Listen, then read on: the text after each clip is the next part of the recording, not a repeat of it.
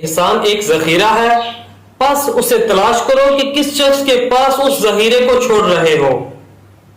یعنی کہ ہم اگر کسی کے اوپر احسان کریں گے تو ہم اپنے لیے ذخیرہ جمع کر رہے ہیں۔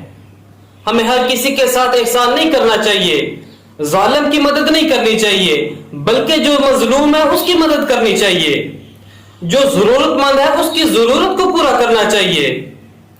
جس کی ہم مدد کر سکتے ہیں لیکن جو ضرورت مند ہے اس کی ہی مدد کرنی چاہیے، ظالم کی مدد نہیں کرنی چاہیے۔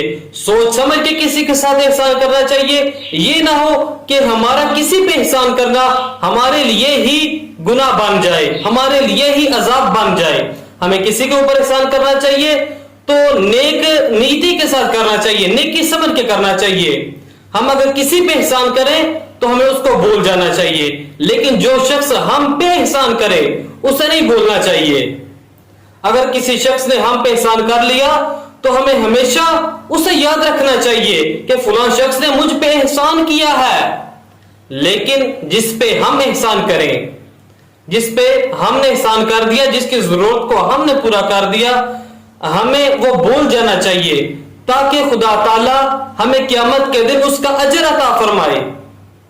ہم کسی پہ احسان کریں گے، اگر وہ نیکی سمجھ کے کسی پہ احسان کریں گے تو وہ حقیقت میں ہم پہ ہی احسان ہوگا۔ ہمیں کسی پہ احسان کرنا چاہیے، اس کو بھول جانا چاہیے، نیکی سمجھ کے کرنا چاہیے، خدا تعالیٰ کی رضا کے لیے کسی پہ احسان کرنا چاہیے۔